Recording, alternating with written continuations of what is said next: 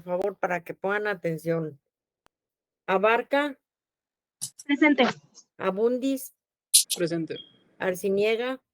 Toca ver hoy. Maestra, Ajá. lo que pasa es que sí me había conectado, pero cuando me nombró a mí, se me fue el internet. Rama, ¿qué nos toca ver hoy, chicolitos? Nos toca empezar el módulo 1 con generalidades de patología y ya más en específico nos toca ver biopsias y célula exfoliativa. Creo que era como un método para ver células al microscopio. Muy bien. Citología exfoliativa. Muy bien. Hoy nos toca, pues, conocer qué métodos utilizamos en anatomía patológica para poder, emitir diagnósticos. ¿Alguien sabe, por ejemplo, en los servicios de anatomía patológica, en qué tipo de hospitales se ofrecen? Si son de primer nivel, de segundo, de tercero.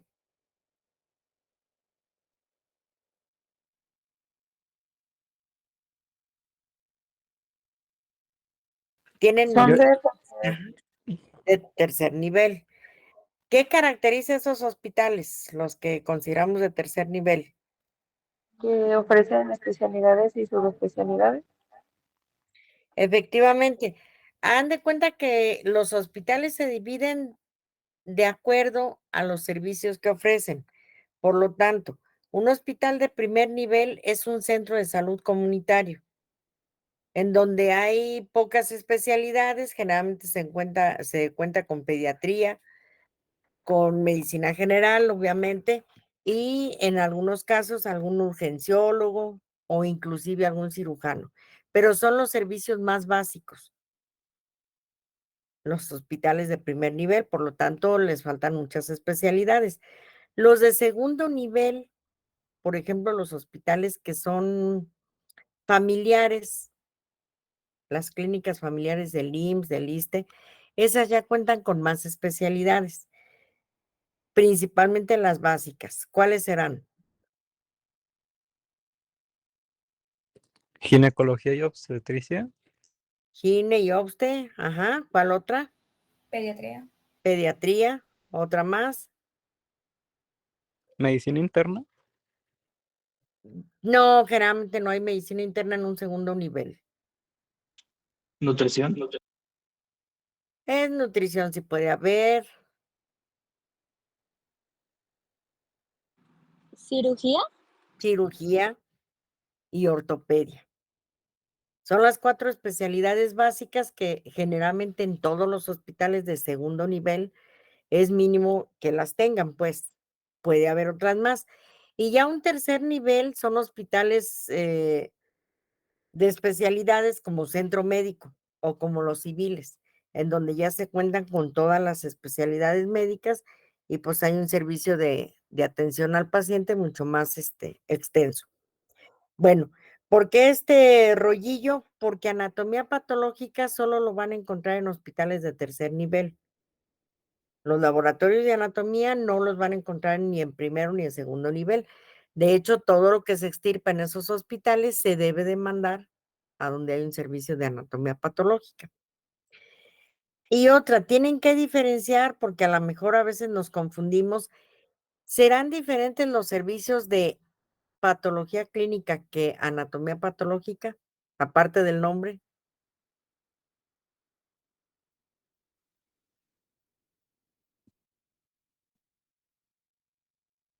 ¿Qué creen que tengan de diferencia? Uno es patología clínica y el otro laboratorio es anatomía patológica. Pues a lo que me suena a mí es que es bastante similar, solo que tal vez el enfoque, o sea, como que anatomía patológica sea el estudio, o sea, la ciencia, y ya anatomía clínica, bueno, patología clínica, sea el ver muestras al microscopio, o bueno, también se ve de manera macroscópica, y ya de ahí emitir un juicio y va a ser un formato, un papel en donde se especifique si es algo dañino o no. Bueno, por ahí va. A ver, Joel. Bueno, a mí me suena más que uno, digamos, trabaja más como a la hora de ver los biopsias, digamos, los tejidos y bueno, los órganos, y otro se enfoca como un poco más, ya sea en fluidos corporales. Así es. A ver, Marifer. Bueno, a mí, perdón por la voz, es que estoy enferma de la garganta. La clínica me suena a que se encarga más acerca de hacer diagnósticos y la anatomía solamente a cómo se ve el tejido cuando está enfermo.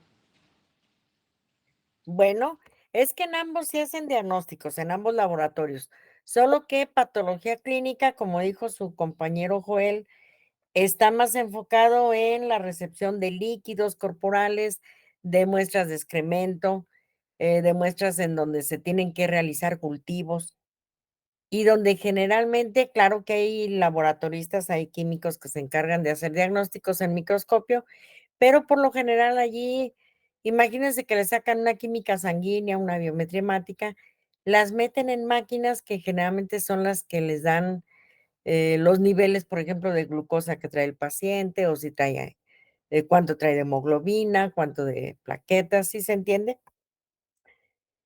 Es la patología, pues, a donde enviamos todos los estudios de laboratorio, todo lo que nos solicitan, biometrías hemáticas, químicas sanguíneas, cultivos, hemocultivos, todo eso se encarga en la patología clínica.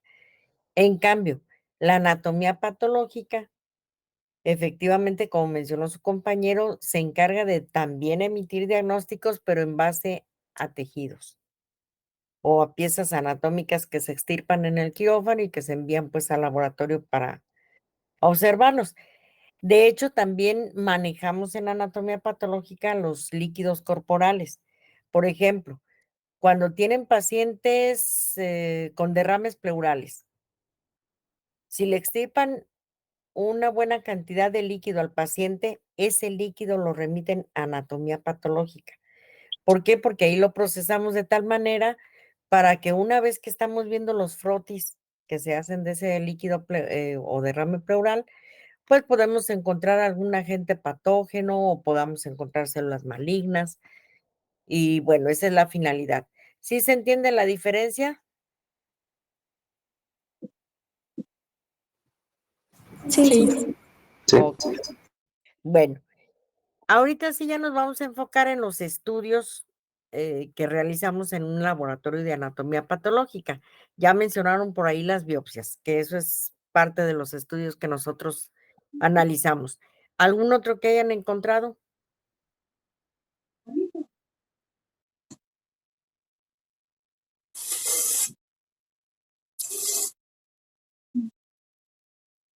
¿No encontraron nada acerca de citología exfoliativa? Sí, sí encontramos. ¿Y Sí. qué es? A ver, Trujillo. Yo entendí que era con el microscopio células obtenidas como del epitelio en una muestra, bueno, de lo que queramos estudiar. Ujú. Betsy, ¿qué hallaste? Pues sí, así como lo menciona mi compañera, es menos pues lesiva que la biopsia y pues es más para justo para las lesiones que no justifican la biopsia y que pueden plantear aún así un diagnóstico como pues infecciones virales, bacterianas. ¿Cuál sería el ejemplo clásico de la citología exfoliativa? El Papa Nicolau. El Papá Nicolau, muy bien. Así es. Y hay otro estudio que nos falta mencionar y que también se realizan en anatomía patológica. ¿Cuál será? A ver, Tania, ¿La necropsia? la necropsia. Es más adecuado mencionarle autopsia. Hay ciertas diferencias, ahorita las vamos a ver. Las autopsias que se realizan en el servicio de anatomía patológica son autopsias clínicas o autopsias científicas que llevan su finalidad. Ahorita que hablemos pues de ellas, espero que les quede claro. ¿Hasta aquí alguna preguntilla? No. No. Bueno, voy a empezar a proyectar y ustedes me dicen si ya se ve.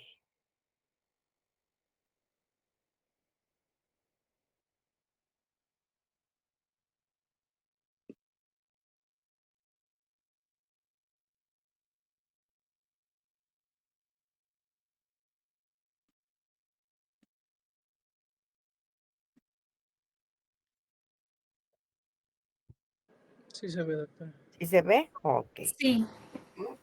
Bueno, entonces ahorita vamos a ver cada una de las diferentes biopsias, cuántas se encontraron.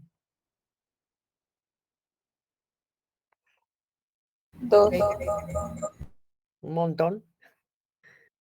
4. Bueno, ahorita vamos a ver cada una de ellas y las vamos a ir explicando. Si tienen preguntas, por favor, con toda confianza. Bueno, para empezar, ¿quién me puede definir lo que es una biopsia?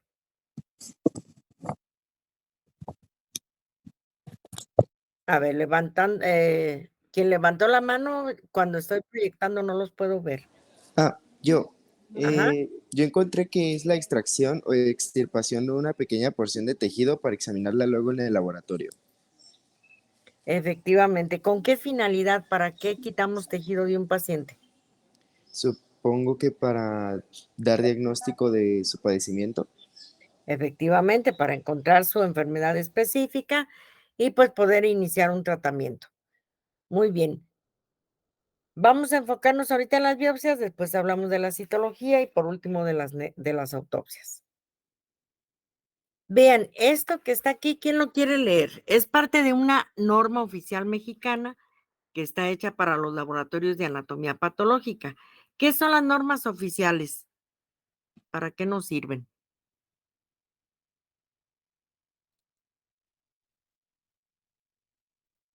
Pues es como una guía legal en la cual el gobierno determina ciertos procedimientos o ciertos procesos que se tienen que llevar. Efectivamente, muy bien. Son normas, son reglas que como médicos debemos de acatar para cierto tipo de procedimientos. De hecho, en medicina es una de las carreras donde más normas oficiales van a tener que conocer y no solo conocerlas, sino también aplicarlas, porque efectivamente es lo que nos marca el gobierno, cómo debemos de proceder ante el diagnóstico de alguna enfermedad o cuál es su tratamiento, qué protocolos pues se siguen. Y obviamente que todos los laboratorios de hospitales tienen sus normas específicas. Una de ellas pues es la del laboratorio de anatomía patológica. ¿Quién quiere leer esto que es de lo más relevante de esa norma? A ver, adelante. Todo líquido, espécimen o pieza quirúrgica obtenida en la sala de operaciones, en los diversos servicios hospitalarios o en la consulta externa deberá ser remitido al servicio de anatomía patológica para su estudio microscópico posterior. Ahora sí, en tus palabras, ¿qué nos quiere decir esto? Que cuando se haga pues cualquier procedimiento, una biopsia, por ejemplo, debe de ser transportada al servicio de anatomía patológica porque, pues, es que se haga un estudio de eso y además ahí tienen como los métodos para tratarlo y para su conservación. Muy bien. ¿Y tú misma crees que se lleve a cabo la norma, que sí la apliquemos como lo marca? Yo pienso que no, no siempre pues, ¿Por qué? porque, bueno, mi mamá es patóloga y muchas veces le llevan los enfermeros o así las muestras después de las cirugías y pues no se las llevan como yo leí que se deben de fijar o en los, ¿cómo se llama? Como en los contenedores adecuados y así. Entonces, pues yo pienso que es como, o sea, muchas veces no se cumple eso o o porque también decía que no debe pues de pasar mucho tiempo en lo que se extrae la muestra y se lleva al laboratorio. Entonces, pues, a lo mejor en algunos hospitales sí, pero en el caso de mamá a veces se las traen mal o pues así. Pan nuestro de cada día. ¿Quién es tu mami si no es indiscreción? Se llama Rosario Guillén, es de la 46. Ok. Bueno, pues efectivamente, como dice su compañera, no se cumple la norma como debería de ser, porque muchas de las veces, por ejemplo, cuando quitan algún lunarcito, hacen alguna biopsia en un centro de salud, pues le dicen al paciente que es necesario que lo lleve a un servicio de patología para que lo analicen. Sin embargo, hay muchos factores pues que intervienen para que esto no se cumpla. Muchas de las veces, y yo creo que en la mayoría de los casos, es el factor económico. Si no tienen pues para pagar la biopsia en lo particular, pues generalmente ese estudio no se realiza.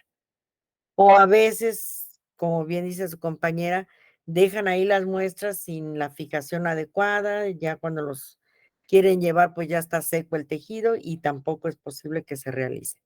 Entonces, no se lleva a cabo al pie de la letra, como todas las normas. Pero bueno, eso es lo que marca la norma oficial para los laboratorios de anatomía patológica. ¿Hasta aquí vamos bien? Sí. Sí, todo Bueno, bien. ahora fíjense, todos los estudios que nos solicitan en el laboratorio, sean citologías o sean estudios de tejidos, tienen que acompañarse de una solicitud. Si no llevan solicitud, no es posible que se procese ese material porque pues no sabemos ni a quién corresponde o no tenemos ni idea de qué es lo que quieren encontrar. Entonces, es de ley, chicuelitos, que cualquier biopsia, cualquier citología vaya acompañada de su solicitud de estudio. Los formatos de las solicitudes pues son muy variables. Son diferentes, por ejemplo, los que maneja el IMSS, los que maneja el ISSSTE, los que tenemos en Secretaría de Salud. Sin embargo, a grandes rasgos, pues tienen cosas muy similares. Para empezar, la ficha clínica, que es donde nosotros debemos de anotar los datos generales del paciente, empezando por el nombre completo, la edad, el sexo, la ocupación, incluso a veces le preguntamos su estado civil y etcétera. Son los generales, pues su dirección, un teléfono. ¿Por qué será importante la ficha clínica? Y que esté bien llena.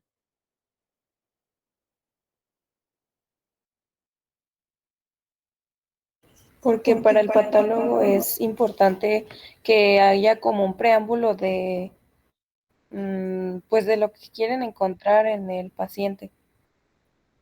Y pues para cosas así como no meterse en problemas como legales, porque si no tienen los datos del paciente, pues el patólogo no puede saber de quién es o si es, o sea, si la persona que mandó su muestra es la misma que de la ficha, o de la solicitud más bien, y esas cosas.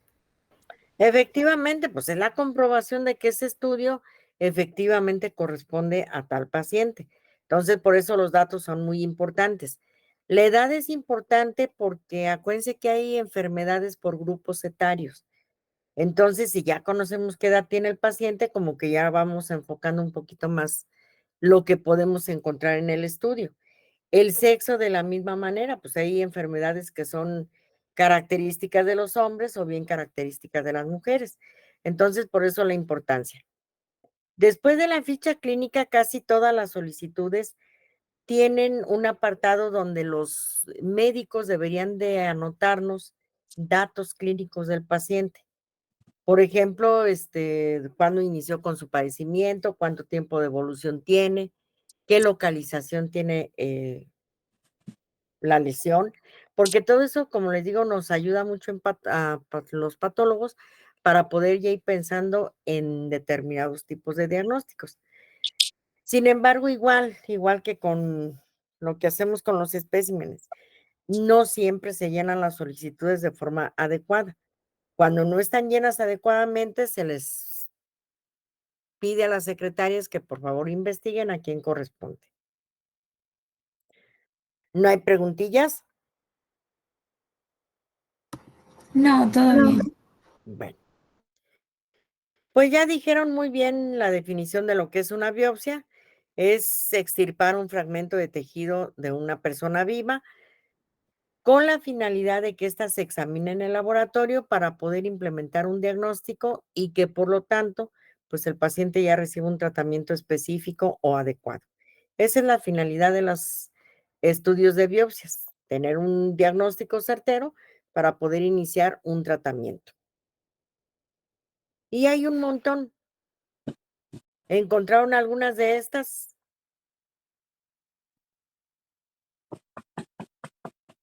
Sí, se están cambiando las diapos. Sí, Yo solo las primeras dos. Las dos primeras fueron las que encontraron. sí, también una por aspiración o Ajá, BACAF. saca bocado.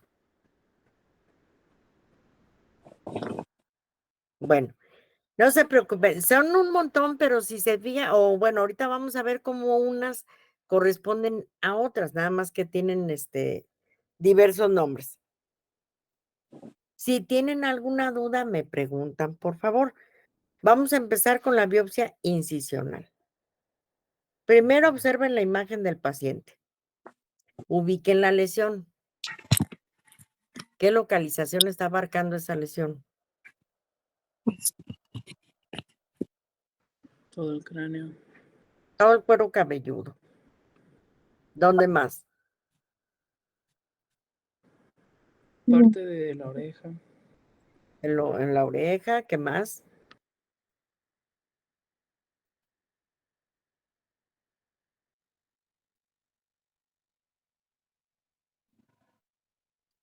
Frente, parte de la cara, pues. Bueno, las biopsias incisionales, ¿en qué consisten? Los que las encontraron, a ver quién me la puede definir. Es cuando solo se extraía un trozo del tejido. Muy bien. Las biopsias incisionales, así como dice su compañera, se caracterizan porque se va a extraer un pequeño fragmento del tejido lesionado con la finalidad de que nos den el diagnóstico. Son biopsias que son diagnósticas únicamente.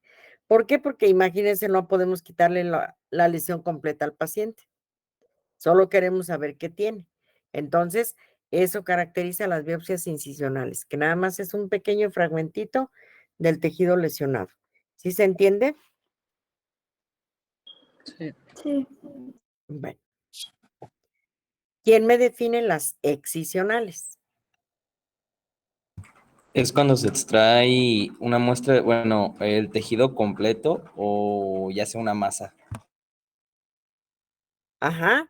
O sea, la biopsia excisional se caracteriza porque vamos a retirar toda la lesión, pero asegurándonos de que nos vamos a traer márgenes de tejido aparentemente sano, como lo están viendo en el dibujito, no sé si ven el apuntador.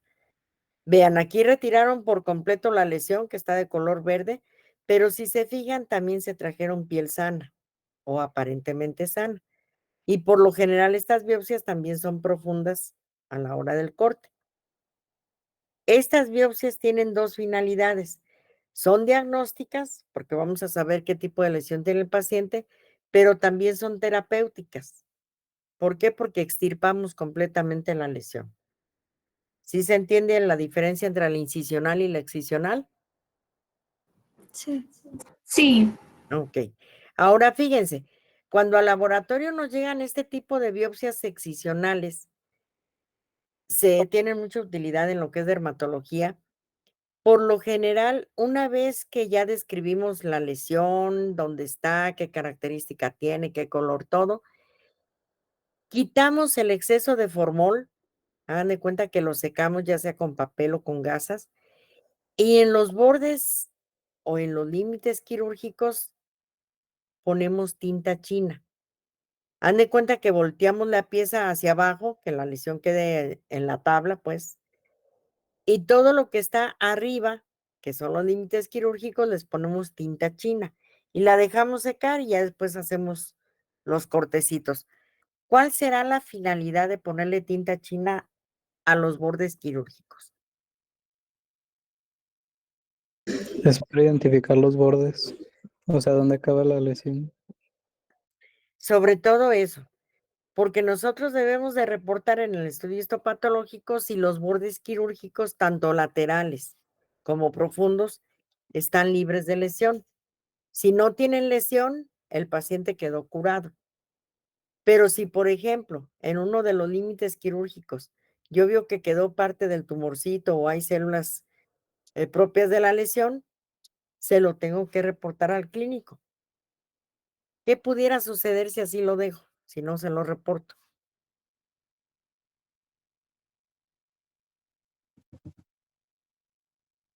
Pues yo supongo que depende de la lesión en sí, pero por ejemplo, si es un tumor o una lesión que se vuelve a regenerar, pues vamos a tener la aparición constante de la lesión.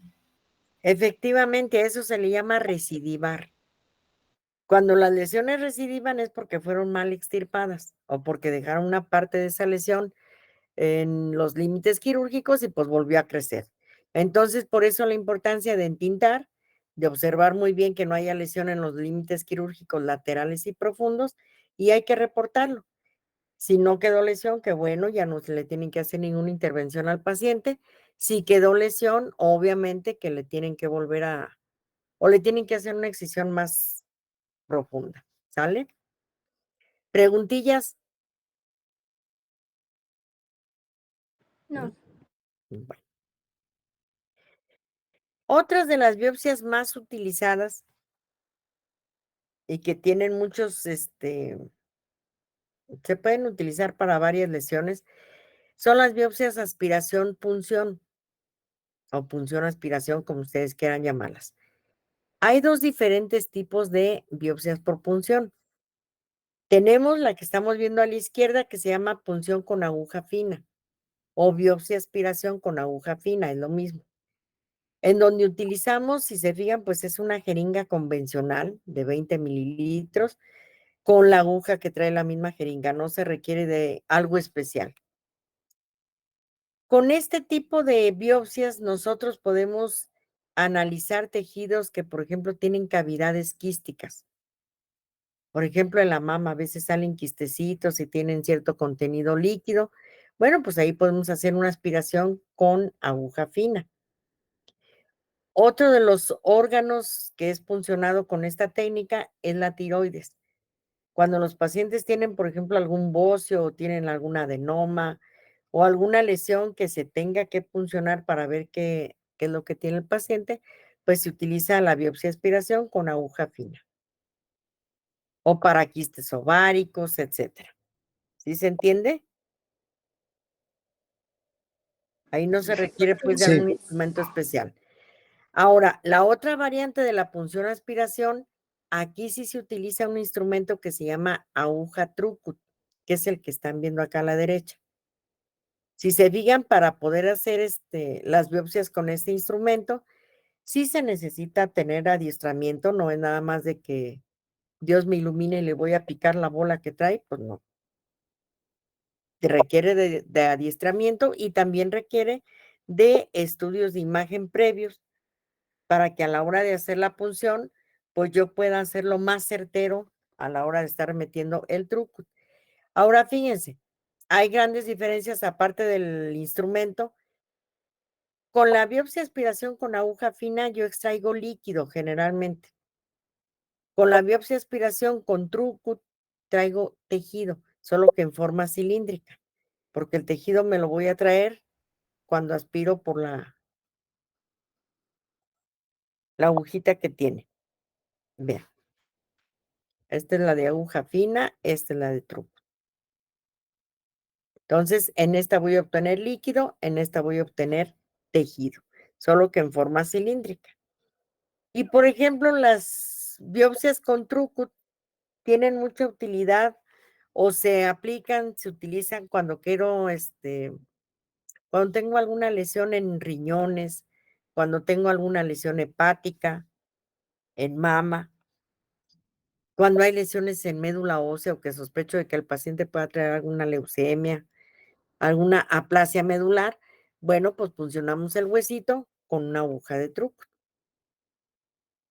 ¿Sí que entendidas las aplicaciones que tienen este tipo de biopsias? Sí. Sí, ¿No Doctora, hay ninguna pregunta? sí, yo. A ver, ¿Se realiza bajo algún tipo de anestesia local o lidocaína o algo, o es así directo? sí, en ambos casos se utiliza algo de anestesia, pero es local totalmente. Es anestesia local. Por ejemplo, cuando va a hacer una biopsita con aguja fina en tiroides, pues sí le aplican algo de anestesia al paciente. Igual, cuando toman muestras de hígado, de mama, de riñón, obviamente que tiene que estar anestesiado, porque sí se generaría mucho dolor si no lo hicieran. Y aparte, cuando utilizan o hacen la biopsia por truco, tienen que tener vigilando al paciente porque como cortan vasos sanguíneos, es muy común que posterior a la toma de biopsias se formen hematomas o empiecen a sangrar algunos vasitos sanguíneos que se rompieron y pues hay que evitar que se formen hematomas.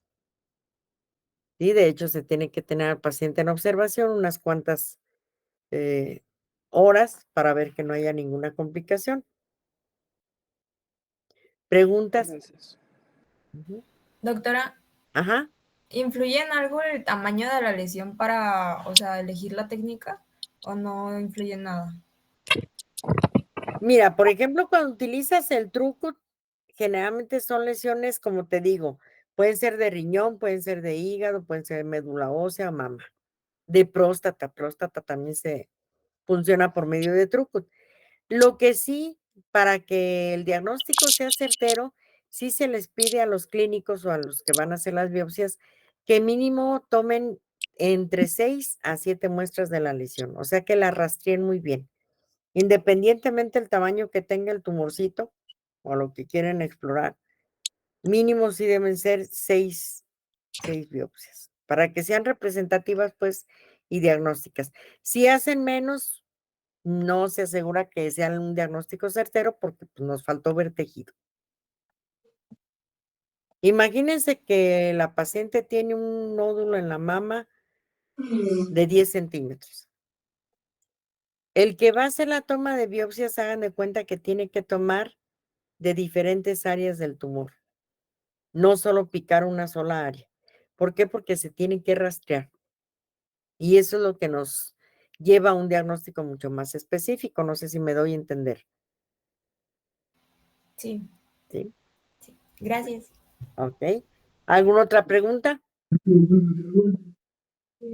Bueno.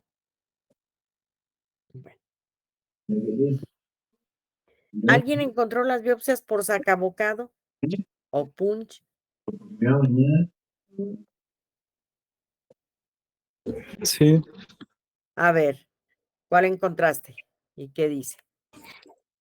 las dos las sacabocados, vi que se usaba más en sistema digestivo, que se introducía como bueno, no sé qué sería, pero que se llamaba así porque literal era como si lo mordiera.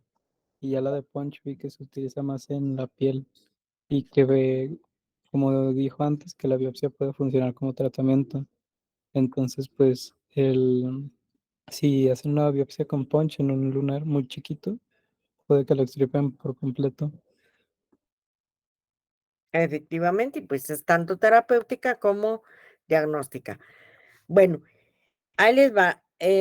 Cuando se hacen biopsias por sacabocado utilizando una pinza como la que están viendo aquí a la izquierda, así se llaman biopsias por sacabocado, porque así se llama esta pinza. Y si se fijan, tiene diferentes formas de extraerse el tejido.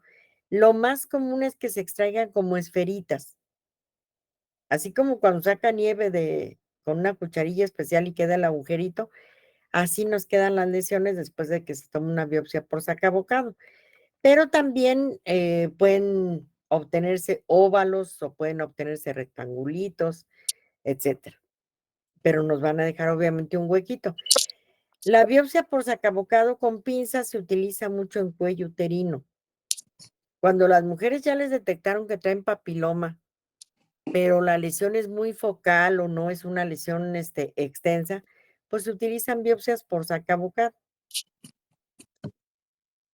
En cambio, como ya dijeron su compañero, las biopsias por punch tienen mucha utilidad en dermatología, porque si se fijan, para empezar, hay diferentes diámetros de calibres que tienen los punch, desde lesiones casi así a nivel capilar, hasta lesiones más extensas en donde utilizamos el de mayor calibre.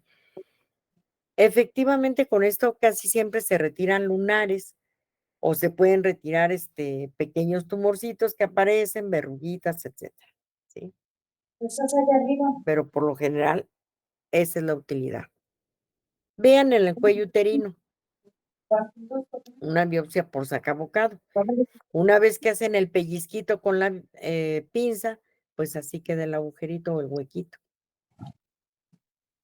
En cambio, para hacer biopsias por punch, que es lo que van a hacer en su siguiente práctica, pues ahí van a utilizar el instrumental y es una técnica muy sencilla. Claro que tiene que estar anestesiado el paciente en ambos casos. Pero el punch, hagan de cuenta que esta parte metálica es extremadamente filosa. Por lo tanto, se introduce de forma completa en la piel, se da un giro de 360 grados al punch y posteriormente se empieza a retraer o a jalar hacia afuera y ya van a poder extirpar un cilindro de piel que se va a traer la lesión. Después de los punch, generalmente se utilizaron el de mayor diámetro, pues a veces sí es recomendable que le pongan un puntito de sutura al paciente. Si son diámetros más pequeñitos, no hay necesidad, no va a dejar ninguna cicatriz deformante. Entonces, en ambos casos, casi siempre son diagnósticas las biopsias. ¿Alguna pregunta?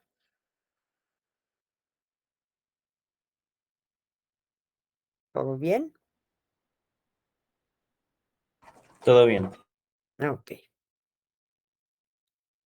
Bueno, ¿alguien encontró la biopsia por trepanación?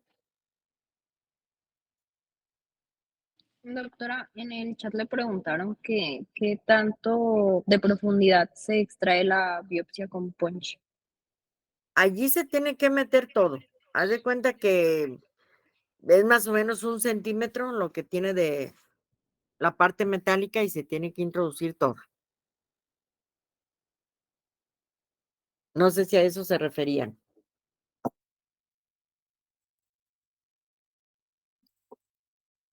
Dice mi compañero que sí. Ok. Ay, ¿qué pasó? ¿Qué pasó?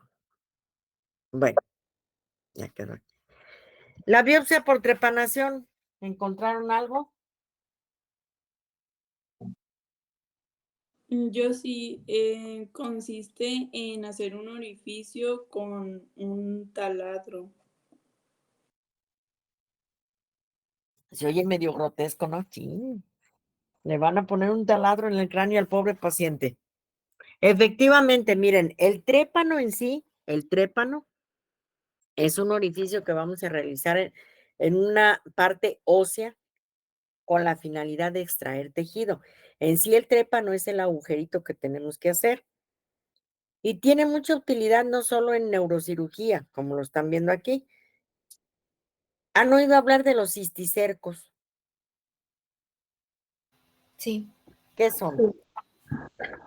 son como parásitos, ¿no? Parásitos, pues, que se infiltran hasta tu cerebro. Es lo poco que he oído de los cisticercos. Ajá. Es una parasitosis que es común adquirirla cuando, por ejemplo, ingerimos o comemos carne de cerdo mal cocida y si el cerdito estaba infectado, pues allí adquirimos la infección. Esos parásitos pueden irse a órganos distintos. Si se van a cerebro, malos chicuelitos, porque dependiendo la cantidad de parásitos que haya y la localización donde se empiecen a albergar los parásitos, pues van a ser los síntomas del paciente. En cambio, si se van al intestino grueso, bueno, pues se transforman en lo que conocen como solitarias o tenias, pero es el mismo parásito. Bueno, ¿por qué les menciono los cisticercos? Porque muchas de las veces cuando ya es diagnosticado un paciente que trae cisticercosis, se someten a cirugía a los pacientes y se les hacen trépanos donde estén localizados los parásitos para que una vez que está formado el orificio, pues con unas pincitas especiales se puedan sacar los parásitos. ¿Sí? pero el trépano es eso. El trépano también tiene utilidad en ortopedia. Por ejemplo, cuando un paciente tuvo una fractura y requiere de que le pongan una placa o que le pongan clavos o todo eso, pues se hacen orificios con un taladro para poder colocarlos, pero en sí esos son los trépanos. ¿Sí queda entendido? Sí. No. Bueno. Por lo tanto, este tipo de biopsias, pues única y exclusivamente son diagnósticas. ¿Alguien encontró esta otra biopsia, la estereotáxica?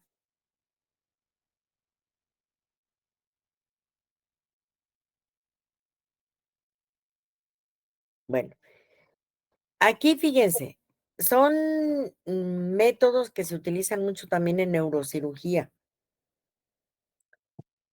Sin embargo, a diferencia de utilizar nada más el taladro para hacer los agujeritos, vean, cuando los pacientes ya se les detectó que traen, por ejemplo, algún tumor cerebral, algún absceso, algo a nivel del sistema nervioso, se programan para la cirugía, se renta este aparato, que es como una diadema de alta precisión, y se le coloca al paciente minutos previos a realizarse la cirugía. Vean. Esto va conectado a un monitor y una vez que ya está perfectamente bien colocado en el paciente, vean cómo se ve la lesión. ¿Qué ventaja le ven a este tipo de técnica? La precisión. La precisión, efectivamente. Si se fijan, les puede localizar la lesión específicamente hasta en coordenadas y por lo tanto, ¿qué se disminuye mucho? El daño a tejido sano. El daño a tejido sano o simple y sencillamente equivocarse a la hora de puncionar la lesión. ¿Por qué? Porque aquí la están delimitando perfectamente bien y por lo tanto, pues no se tiene ningún problema. Son muy específicas, pues. Sin embargo, pues son costosas. Generalmente este tipo de equipo se renta. No lo tienen todos los hospitales, a menos que sean hospitales privados. Bueno, pues ahí sí. Pero más que nada es eso, que se pueden tomar biopsias cerebrales con alta precisión. ¿No hay preguntillas? No. No. ¿Alguien encontró la biopsia curetaje o legrado?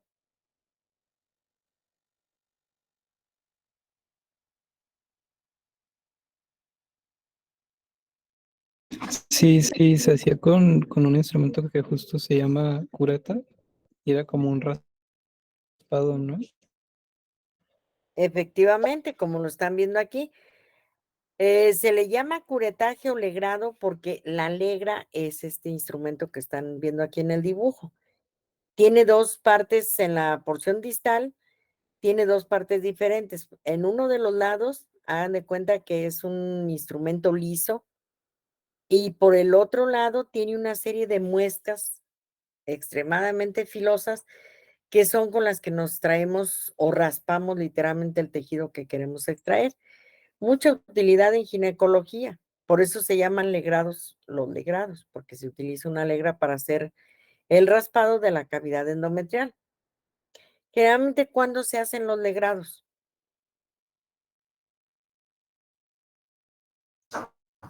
Después de un parto. Después del parto es la revisión de la cavidad, ajá, sacar todos los restos que se pueden hacer con una legra o se pueden hacer de forma manual.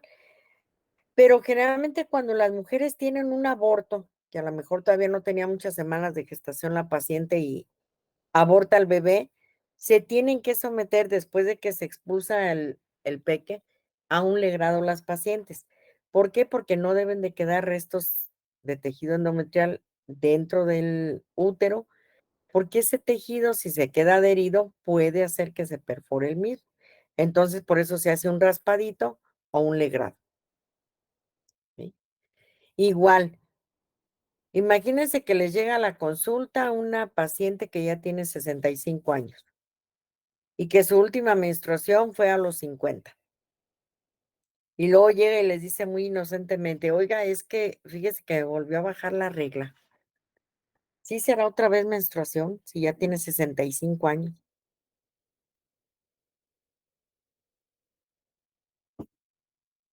No. No, ¿De qué sospecharían?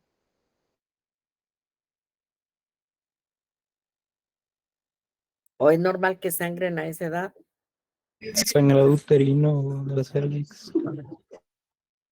Ajá. Pueden ser las localizaciones endometriales o cervicales. Pero es normal que le pase a esa edad.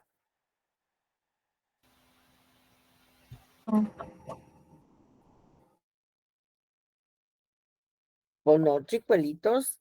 Después de la menopausia, una vez que ya están en la menopausia, el sangrado uterino ya no debe de presentarse. Y si se presenta, hay que hacer un legrado. ¿Con qué finalidad? Pues a ver si no trae un cáncer de endometrio la paciente o un cáncer cervicuterino. Entonces, es una de las utilidades primordiales de los legrados o curetajes. Pero también no es el único sitio de donde se pueden hacer legrados. Cuando tenemos pacientes con tumores de hueso, muchas de las veces los ortopedistas, antes de tener que amputar la extremidad, hacen un legrado de la lesión. Haz de cuenta que hacen una pequeña incisión, empiezan a raspar todo el tejido que está lesionado y eso lo mandan a patología. Ya dependiendo qué les conteste el patólogo, si es una lesión benigna o maligna, pues entonces sí ya se procederá a la amputación de la extremidad o bien nada más a la extirpación del tumor. Pero entonces también los legrados se utilizan para lesiones de hueso. ¿Sí queda entendido? Sí.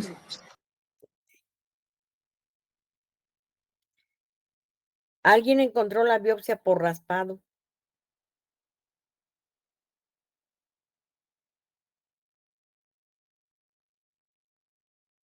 Bueno, esta es una biopsia que nuevamente se aplica con cierta frecuencia para lesiones dermatológicas. Por ejemplo, cuando tienen alguna lesión descamativa, no sé, una callosidad, una aspereza en la piel, pues con una misma navajita de bisturí, obviamente sin hacer cortes, se empieza a hacer como que el raspado de la lesión y todo ese raspado lo pueden poner en una cajita de cultivos, si es que quieren saber si es algún agente patógeno, o bien lo podemos poner directamente en un portaobjeto, se fija inmediatamente, se manda a teñir y vamos a ver qué encontramos. Es una biopsia totalmente diagnóstica.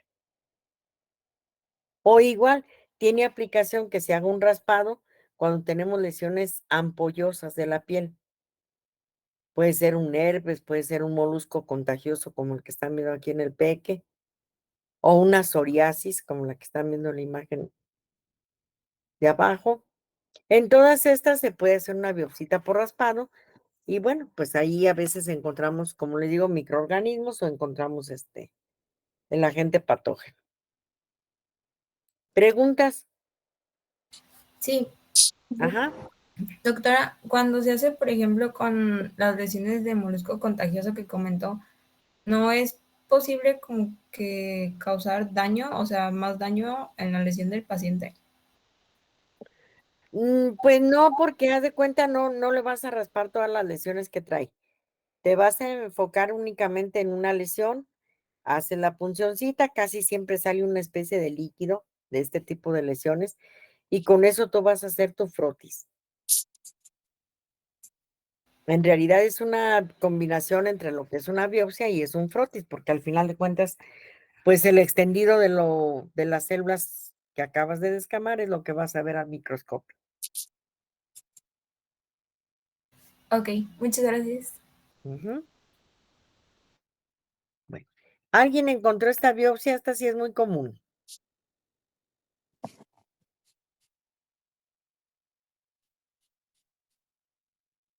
Miren, baquetones, como que no investigaron, ¿no? Bueno, esta biopsia es exclusiva para lesiones del cuello uterino. No la van a poder aplicar en ningún otro órgano o para ninguna otra lesión, única y exclusivamente para lesiones del cuello uterino. Y fíjense en qué consiste, literalmente se le retira todo el exocervix a la paciente porque ya trae una lesión. Por lo tanto, estas biopsias pueden ser tanto diagnósticas como también terapéuticas. Allá todavía en los años 80, 90 del siglo pasado, había ginecólogos que hacían los conos cervicales utilizando bisturí. ¿Se imaginan? Habría problemas. Sería difícil hacer este tipo de biopsia. Sí. ¿Cuál sería la principal complicación? Tal vez meter el bisturí sin causar daño a tejido sano. Sí, es difícil porque sí se podían traer también tejido sano, pero a ver, ¿qué? Que también controlar las hemorragias que pueda causar. Eso era lo difícil, chicuelitos, porque fíjense, para empezar, pues el cérvix uterino no está expuesto luego. O sea, no quiere decir que si abren labios menores ya lo van a encontrar. Acuérdense que hay un fragmento, un espacio de canal vaginal y ya hasta el fondo se encuentra el cuello uterino. Por lo tanto, tenían que meter un espejito vaginal. Una vez que localizaban el cuellito, anestesia, obviamente, esto no se puede hacer así sin anestesia, y empezaban a cortar lo que es el rodete del cuello uterino. Pero efectivamente, pues el sangrado es abundante. Entonces era un problema ir cortando y ir cauterizando simultáneamente, porque la cavidad pues es muy estrecha. Entonces se les venían complicaciones de hemorragias a las pacientes. Benditos inventores, chicuelitos, que inventaron el asa diatérmica, que es este instrumento que están viendo aquí.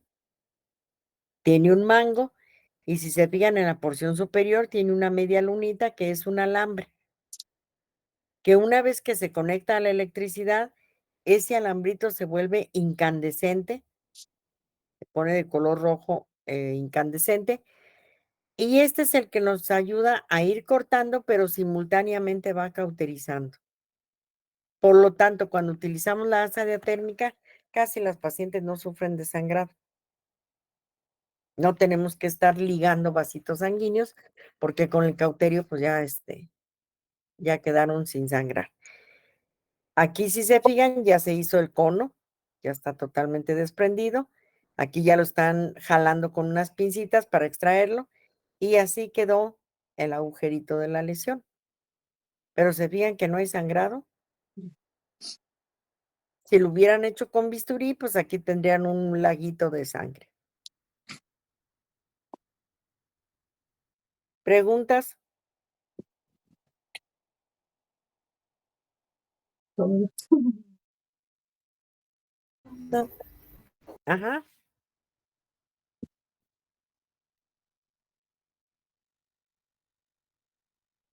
Bueno, el hecho de que les hagan un cono cervical les traerá repercusiones a las pacientes si quieren embarazarse. Les quitaron el rodete. ¿Habrá problemas o no hay ninguno?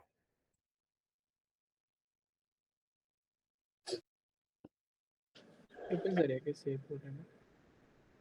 ¿Cómo de qué tipo? ¿Qué te imaginas? Algún tipo de amenaza de aborto o no sé. Efectivamente, no hay problema para que se vuelvan a embarazar, eso no impide nada, pero sí hay problema a la hora que tienen a sus bebés, porque pues ya no tienen literalmente lo que sostiene o lo que mantiene adentro del útero a los bebitos, les quitan pues el rodete del cuello uterino. Entonces, esta técnica se utiliza en pacientes que, por ejemplo, ya tienen los hijos que quieren tener. Sin embargo, cuando se tiene que realizar en mujeres que no han tenido hijos, pues los ginecólogos generalmente son muy Conservadores hacen conitos pequeños y después de extirpar el cono, les hacen, hagan de cuenta, una técnica que se llama cerclaje. Vuelven a afrontar aquí los bordes del orificio que quedó, dan unos puntitos de sutura en las porciones laterales, y una vez que empieza a cicatrizar, pues hagan de cuenta que se volvió a formar pues el cérvix. Sin embargo, pues ya no hay cérvix. Sí se pueden volver a embarazar después de un cono, sin embargo, cuando llegan ya al 4.º mes de gestación o empiezan el 2.º trimestre, ya se les recomienda que tengan reposo absoluto, porque sí efectivamente están en riesgo de que tengan un parto prematuro o de que tengan un aborto. ¿Sale? ¿No hay preguntas? No. Ok. Bueno. Las biopsias endoscópicas, chicuelitos, que también son biopsias por sacabocado, porque el instrumental que se utiliza, vean, pues es una pincita por sacabocado, solo que es pequeñita, esta no tiene mango. Esta va en el interior de una manguerita flexible que, aparte de tener su pincita por sacabocado, tiene una fuente de luz.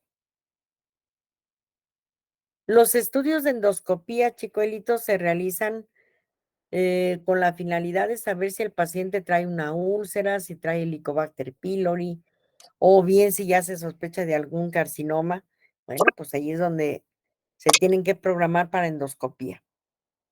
Casi siempre los pacientes que terminan con este tipo de estudio, pues son pacientes que ya han sido multitratados y que no han tenido un diagnóstico como tal,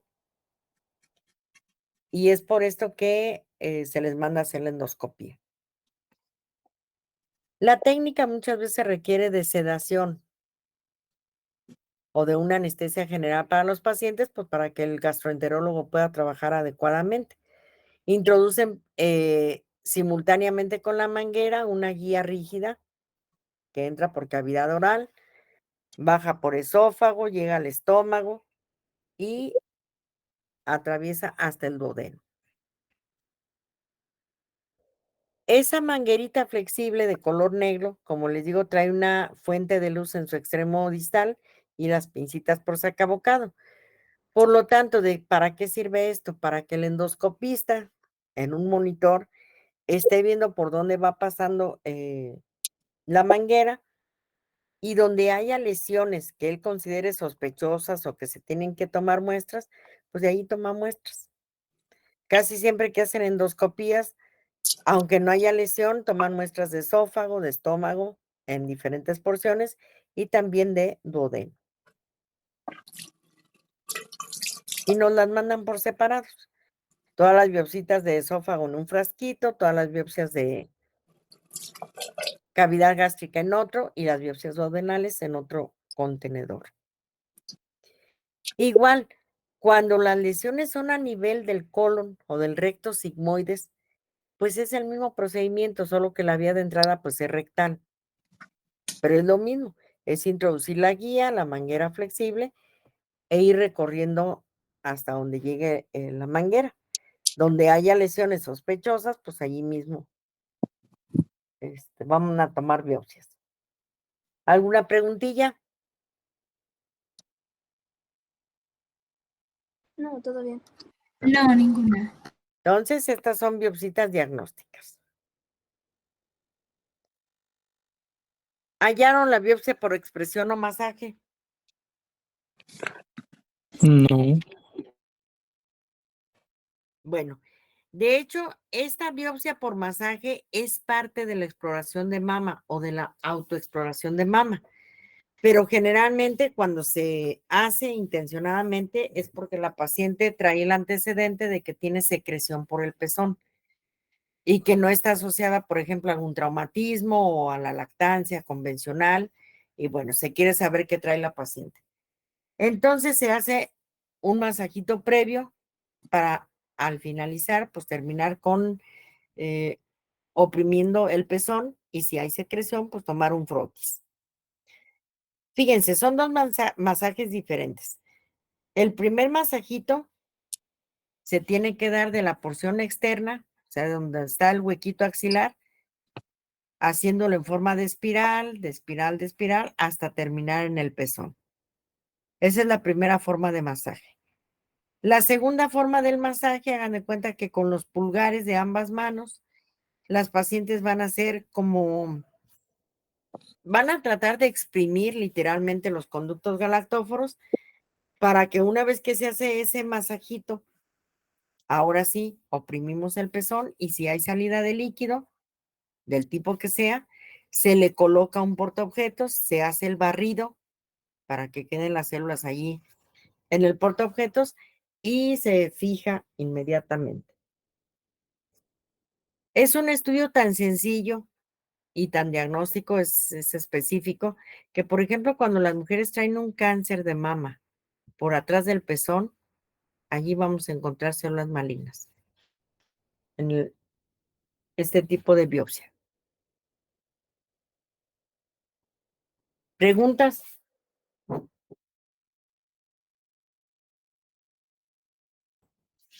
No. Ok. No se puede usar en otra parte del cuerpo, ¿verdad? Pues no, generalmente es nada más cuando tienen secreción por el pezón. Hay una técnica parecida que utilizan cuando traen secreción a nivel de la uretra peniana. Por ejemplo, ¿han oído hablar de la gonorrea? ¿Qué es?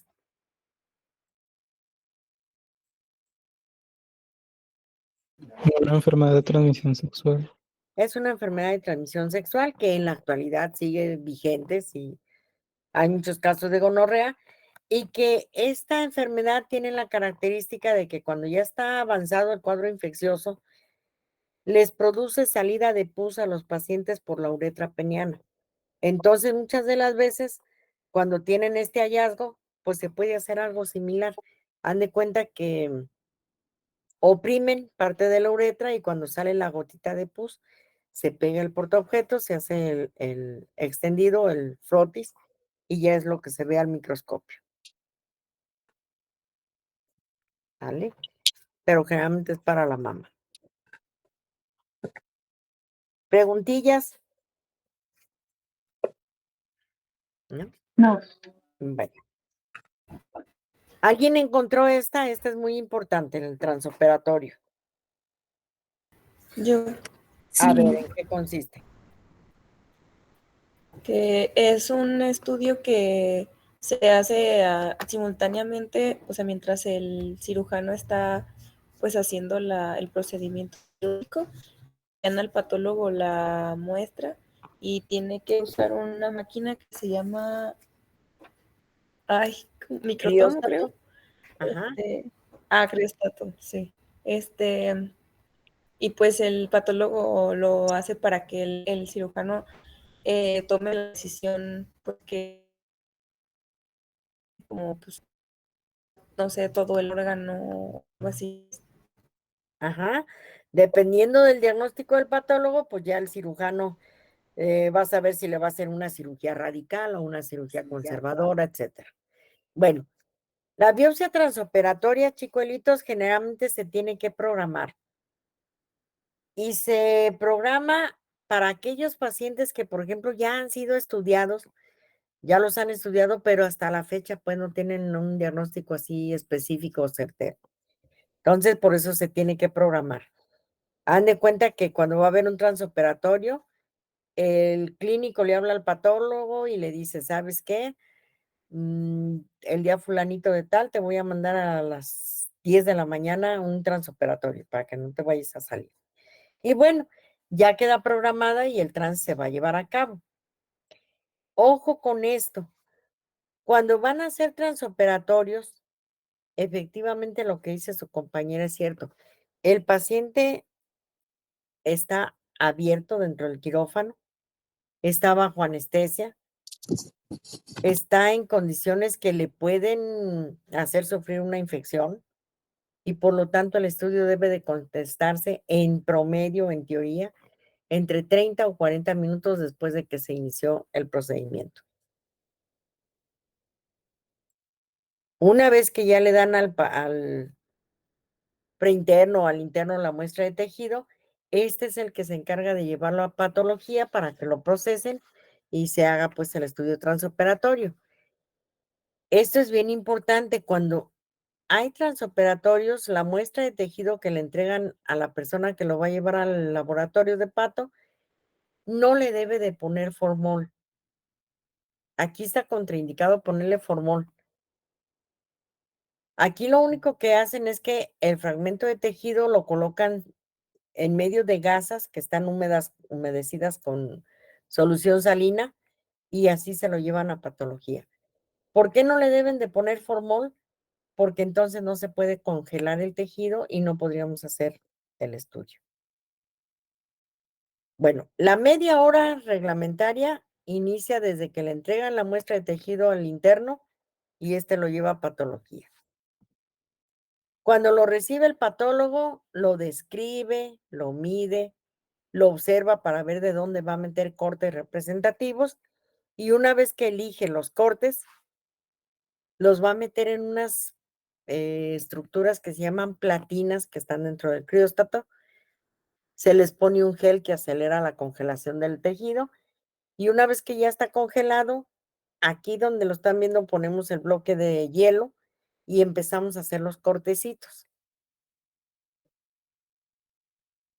Después de hacer los cortes, nos lo llevamos a teñir. Hasta este paso de hacer los cortes en el crióstato, ¿cuánto tiempo habrá pasado de que le entregaron la muestra al preinterno hasta este paso?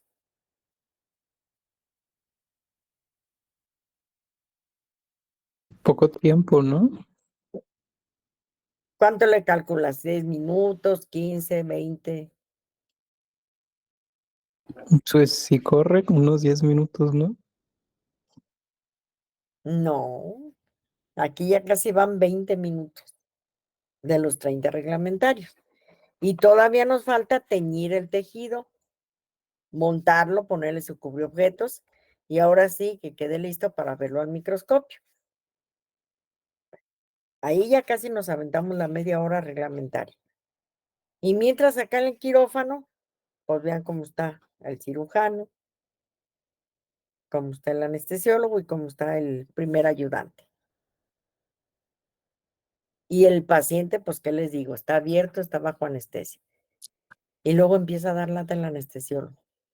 Doctor, su paciente ya trae una tensión arterial de 50-40. Se empiezan a poner nerviosos.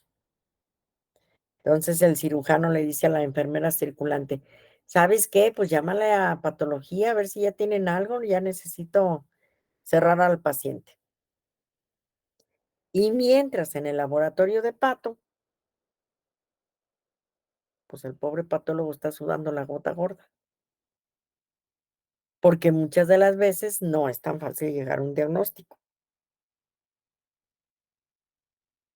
Está contra el tiempo, es estresante. Y le da vueltas a la laminilla para un lado y otro y no haya qué es. Es más, hasta deja charco de sudor. Doctora, había comentado que solo, o sea, después de haber hecho el procedimiento, solo se tiene máximo 30 minutos para procesar la muestra. Así por protocolo entre 30 o 45 minutos, es así como que lo máximo. En teoría, esto no pasa en la realidad. Muchas Chicuelita, gracias. que es hija de patóloga, ¿cómo te llamas? Ay, ya se me fue. Bueno, ¿por qué les digo que esto es en teoría? No sucede o no es tan frecuente que, por ejemplo, el patólogo no pueda dar un diagnóstico en un transoperatorio. Sin embargo, sí hay casillos difíciles. En los casos en los que no se puede dar un diagnóstico específico, de pérdida decirle al cirujano si es benigno o maligno, es preferible que el patólogo le pida al cirujano que cierre al paciente y que se espere hasta que salgan los cortes definitivos del tejido. Eso es lo más ético y es lo que se debe de hacer. Imagínense que por no quemarse ante sus compañeros médicos, el patólogo le dice al cirujano, nah, ¿sabes qué? Ciérralo, no trae nada. Y bueno, pues el cirujano confía en la palabra del patólogo, cierra al paciente y a los 2 o 3 días que está viendo ya los cortes definitivos, el paciente trae un cáncer enchamuscado. Allí, ¿a qué arriesgó al paciente?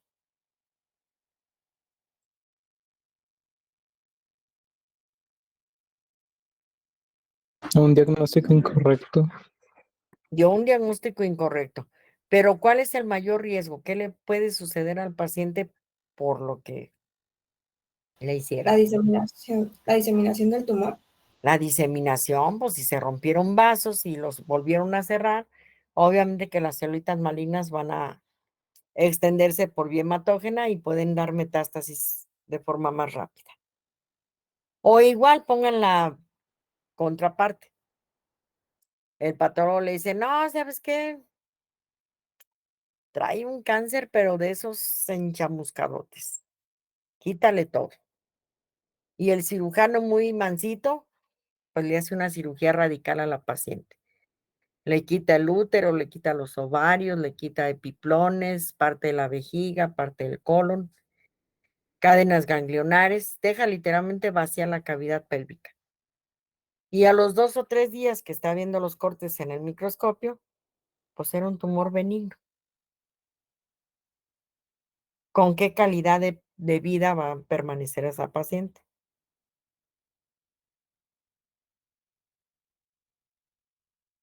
¿Se imaginan? Sí. Bueno, como le digo, afortunadamente no es frecuente que pase esto, pero cuando de veras tenemos mucha duda en el diagnóstico o no lo podemos comentar con alguien más o eso, es preferible decirle al cirujano que lo cierre y que en tal caso lo vuelva a reprogramar para una cirugía. Pero por lo general, con lo que se dan por bien servidos los clínicos, que les diga si es benigno o maligno. Ya si no le puedes poner apellido en ese momento, pues ya saldrán los cortes definitivos. Pero ya con eso ellos saben qué tipo de cirugía van a hacerle a su paciente. ¿Alguna preguntilla con los transoperatorios? Doctora, Ajá.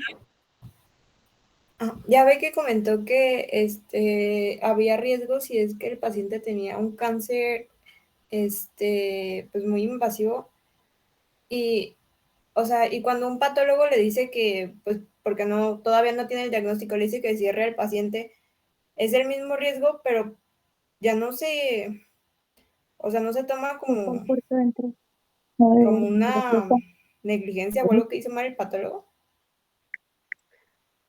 Pues no, no se puede tomar en ese caso como negligencia porque es más prudente que se esperen a un diagnóstico definitivo y que en el caso de que sea maligno, bueno, pues de todo modo no pasa tanto tiempo para que le implementen el tratamiento con quimioterapia y radio, y eso pues disminuye un poquito la posibilidad de que se disemine tan rápido. Sería negligencia si hubiera diagnosticado algo benigno y el paciente tenía un cáncer. Ahí sería, pues no tanto negligencia, un diagnóstico inadecuado. No sé si Ok. me doy a entender. Sí, gracias, doctora. Ujú. Miren, la patología tiene mucha repercusión legal. Y la patología es una de las especialidades, ¿qué les diré? Somos mal vistos los patólogos. Una, por el tipo de muestras que trabajamos. Casi siempre cuando saben que somos patólogos arrugan la nariz y ay, guácala, puros tejidos y fuchi. Bueno, sin embargo, es una de las especialidades de las que dependen las demás. Porque hagan de cuenta, dependiendo del diagnóstico histopatológico, los clínicos se basan en él para poder dar un tratamiento específico al paciente. Entonces, tenemos una importancia, pues, de mucha relevancia. Por lo tanto, nunca se deben de ver los especímenes o las laminillas así a la carrera. Hay que tomarnos nuestro tiempito, no le hace que nos llevemos varias horas, pero estar seguros de nuestros diagnósticos. Si no estamos seguros, tenemos ya ahorita en la actualidad muchas métodos que nos ayudan a poder confirmarlos o no. Hay técnicas especiales de tinción, hay técnicas de inmunohistoquímica, hay inmunofluorescencia, otros recursos que quizá no se utilizan para todos los casos, pero que cuando hay dificultad diagnóstica nos ayudan mucho a dar un diagnóstico certero. Entonces, pues esa es la repercusión. Pero en general, chicuelitos, cuando ustedes estén atendiendo a un paciente, no piensen tanto en, claro que es importante, pues ¿quién quiere que se lo lleven al bote por una negligencia o por un mal diagnóstico? Nadie. Pero no es tanto pensar en nosotros, sino en cómo le va a ir al paciente con ese diagnóstico que yo di. Siempre tienen que tomar o tener en mente, sí, pues le diagnostiqué esto, le van a hacer esto, le van a hacer esto, le van a hacer esto, ¿cómo le va a ir? Entonces, por eso debemos de tener buenos diagnósticos. ¿Sí se entiende? Sí. Sí. Bueno. En el caso de los transoperatorios, cuando el patólogo contesta que es benigna la lesión, lo único que hacen los cirujanos es extirparla y ya el paciente quedó literalmente curado. Ya no tienen que hacer nada más.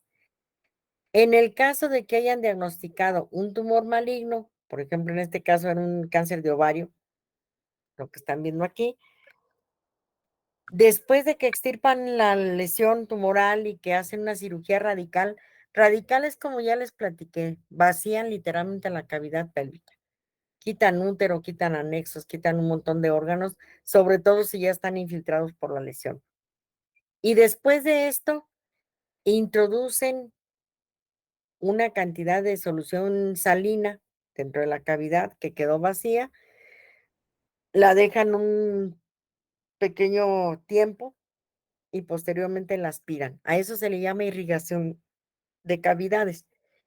¿Qué finalidad tiene esto? Que bueno, una vez que aspiran el líquido, lo ponen en un contenedor y lo mandan también a patología.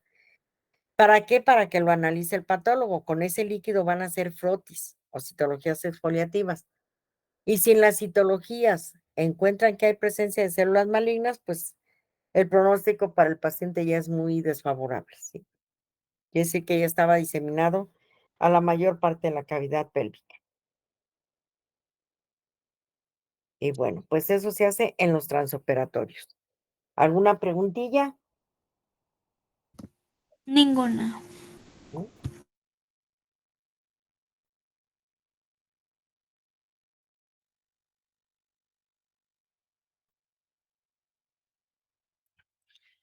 A ver. ¿Qué horas serán? Porque no me quiero pasar en tiempo. Todavía tenemos chancilla, ¿verdad?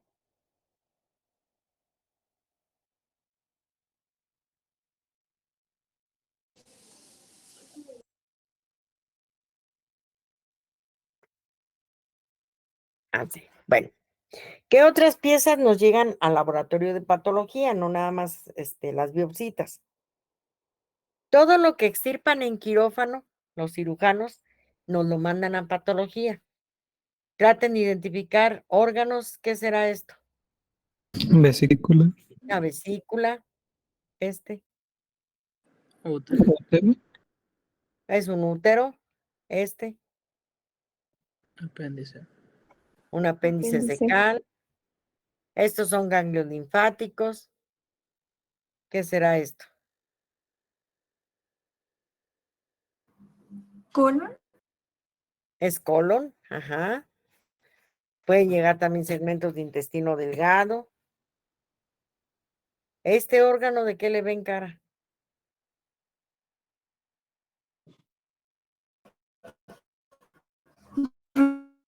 Riñón. Es un riñón poliquístico. Nos llegan también fetos, nos llegan placentas.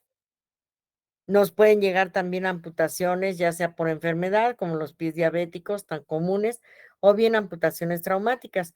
Todo esto es lo que recibimos ahí en patología para poder dar un diagnóstico. Esa es la patología quirúrgica que le llaman. Incluye las biopsias, incluye los piezas anatómicas, obtenidas en quirófano y también incluye las amputaciones. Ahora, ¿para qué se tienen que analizar los tejidos que se extirpan? Pues tiene varias finalidades. Primeramente, confirmar el diagnóstico que trae el clínico.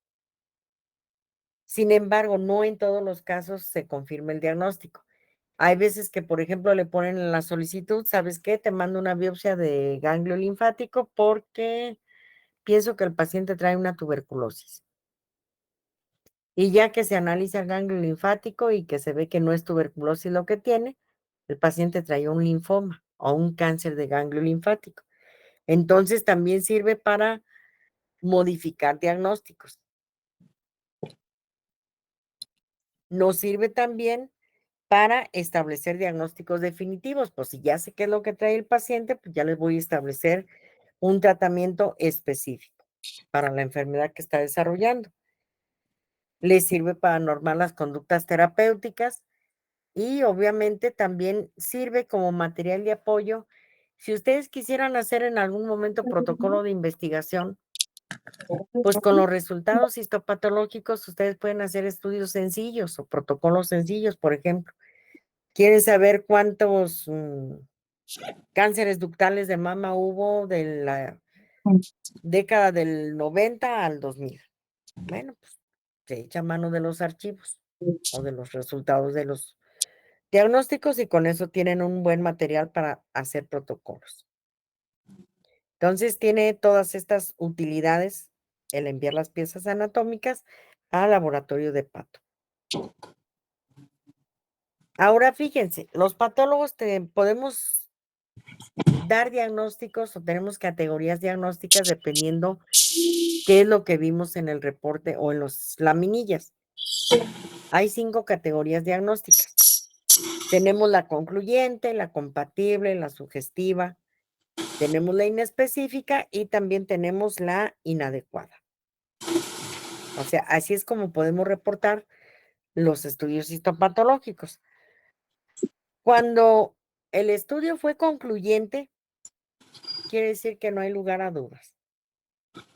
Por decirles algo, el paciente trae un carcinoma prostático grado 3 y es concluyente el diagnóstico.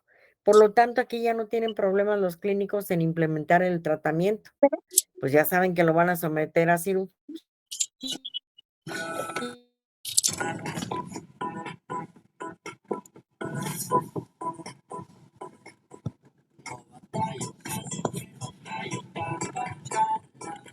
Cierta enfermedad, pero no concluyente. Imagínense que el paciente le extirpan el famoso ganglio linfático, porque lo trae grandote, clínicamente trae todas las manifestaciones de una posible tuberculosis, y cuando el patólogo está viendo el ganglio en el microscopio, pues sí, efectivamente trae granulomas, trae necrosis gaseosa, trae muchos elementos que nos empiezan a hacer pensar en una posible tuberculosis. Pero cuando el patólogo le manda a hacer la tinción especial para encontrar bacilos de la tuberculosis o micobacterias, la tinción sale negativa. Sin embargo, con la tinción negativa no puedo decirle al clínico que no trae tuberculosis. Entonces allí es donde utilizamos compatible.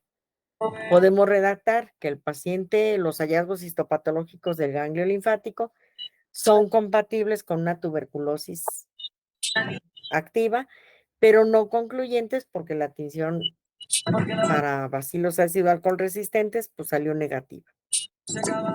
Esto no les gusta recibirlo a los clínicos porque pues no lo saco de dudas, pero de perdida evito que den de alta al paciente. Yo no estoy descartando que traiga tuberculosis. Sin embargo, pues, algo salió negativo y por eso no la puedo confirmar al 100%. ¿Sí se entiende en qué condiciones? Sí. Sí. Bien. La sugestiva, pues es muy parecida a esta, solo que sugestiva la utilizamos más cuando vemos, por ejemplo, Papa Nicolaus. Haz de cuenta que estoy revisando una citología cervicuterina de una paciente, trae mucha inflamación, demasiada inflamación, que no me deja ver así en detalle específico las celulitas exfoliadas. Sin embargo, hay unas que alcanzo a identificar como que traen atipia coilocítica o traen cambios de infección por virus del papiloma. Pero pues no veo todos los elementos necesarios para poder hacer el diagnóstico de papiloma. Entonces, ¿qué contesto? Bueno, que la citología exfoliativa es sugestiva de una infección por papilomavirus, no concluyente por el proceso inflamatorio que impidió pues ver con detalle las células. Entonces aquí que inclusive les podemos poner así notas o sugerencias a los clínicos. Se sugiere realizar una colposcopía o se sugiere tomar una biopsia por sacabocado, etcétera. ¿Todo bien? Sí. Bueno, la inespecífica. Cuando contestamos que un estudio histopatológico es inespecífico, nos estamos refiriendo a que el único hallazgo que encontramos en el estudio, en la biopsia o lo que haya sido, fue infiltrado inflamatorio, que puede ser agudo, puede ser crónico, pero no hay más. No se encontraron agentes patógenos, no se encontraron células malignas, no se encontró ninguna lesión premaligna y por lo tanto nada más inflamación. Entonces se contesta como que el proceso es inflamatorio inespecífico. Y pues eso tranquiliza mucho al clínico porque pues ya sabe que solo es un proceso inflamatorio. Este es el que les cae muy mal, tanto a los pacientes como a los clínicos. Y nos empiezan a llevar recordatorios del 10 de mayo. Cuando nosotros contestamos que un estudio fue inadecuado para diagnóstico, pues, ¿qué creen que tengan que hacer con el paciente?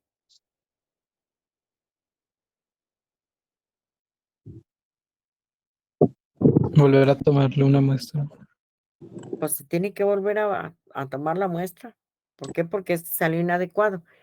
Ahora, ¿por qué salen los estudios inadecuados? ¿Cuáles serán las causas más frecuentes de que no se puedan hacer diagnósticos? Como lo que había dicho del tiempo o lo que no lo lleven de la forma que lo deben de llevar la muestra. Eso es lo más común, efectivamente. La falta de fijación. Si el tejido no está fijado, el tejido no va a poder ser examinado adecuadamente y por lo tanto es inadecuado. ¿Levantaron la mano? Sí, Ajá. también podría ser que la muestra sea poco representativa y pues el patólogo no alcance a ver pues bien lo que necesita saber. Eso también sucede mucho, sobre todo con biopsias de sistema nervioso. Los neurólogos son codos. Se entiende, pues, porque están manipulando tejido nervioso, pero, hombre, pues si de todos modos le van a tomar una muestrita, tómenle una buena muestra para que se pueda diagnosticar. Otra de las causas que nos hace emitir estudios inadecuados para diagnóstico es en dónde ponen las piezas anatómicas. Los contenedores son bien importantes. Es muy común y eso yo creo que ya te lo platicará tu mamá, Sí. que nos lleguen especímenes en frascos inadecuados, que a veces se tienen que romper y al romper nos cortamos o dañamos la pieza anatómica. O bueno. Sí, yo a veces ayudo a mamá a depurar las piezas que ya pues ya fueron diagnosticadas y ya tienen tiempo ahí en el formol y algunas están de que en frascos de cartón así de leche o de mayonesa o cosas así como que nada que ver pues o tapadas así con un guante de látex en lugar de una tapa así hermética y Sí. así como 2 o 3 nada más así que son adecuados, pero todos los demás así. No, es que de veras nos hacen batallar, fíjense. A mí me llega mucho allá en Soquipan, por ejemplo, hacen muchas histerectomías, quitan úteros, pero a lo grande. Y hay veces, o con mucha frecuencia, los meten en frascos de solución salina, en sueros, pues. ¿Y esto cómo impide el buen diagnóstico de la pieza? Una, porque bueno, recién sacado el útero de la cavidad, pues obviamente que está hablando el órgano. Y por lo tanto, si yo lo meto en un frasco que tenía suero, pues no me va a dar trabajo, sí va a caber. Pero como se llena por completo con el útero, la mayoría de las veces, pues no le alcanzo a poner el formol suficiente y por lo tanto queda así como que a medias la fijación. Ya cuando lo saco para cortarlo, hay áreas que están necrosadas, hay áreas que están bien fijadas. O por ejemplo, nos meten apéndices secales en frasquitos de esos de suerito, no sé si los han visto. Son como ampulitas chiquitas. Y como la apéndice está blandita, pues sí cabe, claro. Pero a la hora de sacarlo, chicuelitos, tenemos que quebrar el frasco. Entonces, eso es bien importante, cómo mandan las piezas al laboratorio. Si no hay recipientes adecuados, pues consíganse bolsas de plástico que no tengan agujeros. Procuren que las piezas queden perfectamente bien cubiertas por el formol, porque si no también pues la fijación es inadecuada. Y ya de esa manera, bueno, pues no le batallamos tanto. Pero esa es otra de las causas más comunes por las que las piezas sean inadecuadas. No sé si tengan alguna preguntilla.